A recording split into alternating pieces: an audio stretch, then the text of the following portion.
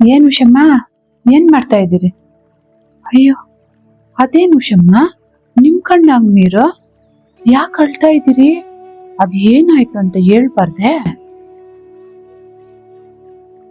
ಏನು ಇಲ್ಲ ಕೆಂಪಿ, ಒಂಟಿಯಾಗಿರ್ಬೇಕಾದ್ರೆ ಎಲ್ಲರ ಜೊತೆಯಲ್ಲೂ ಇರ್ಬೇಕು ಅಂತ ಅನಿಸ್ತಾ ಇತ್ತು. ಅದೇ ಎಲ್ಲರ ಜೊತೆಯಲ್ಲೂ ಇರ್ಬೇಕಾದ್ರೆ ಅವ್ರ ಬಣ್ಣದ ಮುಖವಾಡಗಳನ್ನ ನೋಡಿ ಒಂಟಿಯಾಗಿದ್ದಿದ್ರೇನೆ ಚೆನ್ನಾಗಿರ್ತಿತ್ತು ಅನ್ಸುತ್ತೆ. ಆ ಭಗವಂತ ಕೆಲವು ಸಂಬಂಧಗಳನ್ನ ನಮ್ಮಿಂದ ದೂರ ಮಾಡ್ಬಿಡ್ತಾನೆ. ಯಾಕೆ ಗೊತ್ತಾ? ನಮಗೆ ಗೊತ್ತಿಲ್ದಿರೋಂತಹ ಕೆಲವು ಸತ್ಯಗಳು ಆ ಭಗವಂತನ್ಗೆ ಮುಂಚಿತವಾಗೇ ಗೊತ್ತಿರುತ್ತೆ. ಅದಕ್ಕೆ ನಾವು ಯಾರನ್ನು ಅತಿಯಾಗಿ ನಂಬಲೂಬಾರ್ದು, ಯಾರಿಂದಲೂ ಅತಿಯಾಗಿ ಅಪೇಕ್ಷೆನೂ ಪಡಬಾರ್ದು.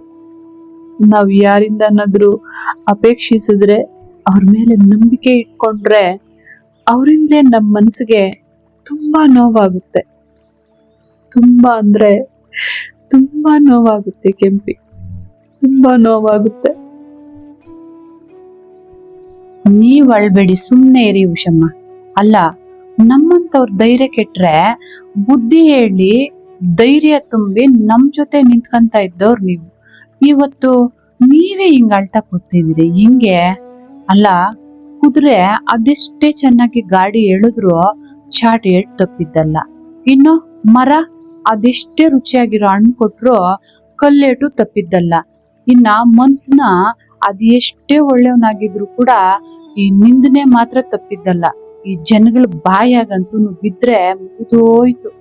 ಅದಕ್ಕೆಲ್ಲ ಯಾರೋ ಏನೋ ಅಂತಾರೆ, ಏನೋ ಮಾಡ್ತಾರೆ ಅಂತ ಅಂದ್ಬಿಟ್ಟಿದ್ದೇನೆ. ನೀವು ಅದನ್ನೆಲ್ಲ ತಲೆಗೆ ಹಾಕೊಂಡ್ರೆ ಆದತ್ತೆ. ಸುಮ್ಕಿರಿ ಉಷಮ್ಮ, ಸಾಕು.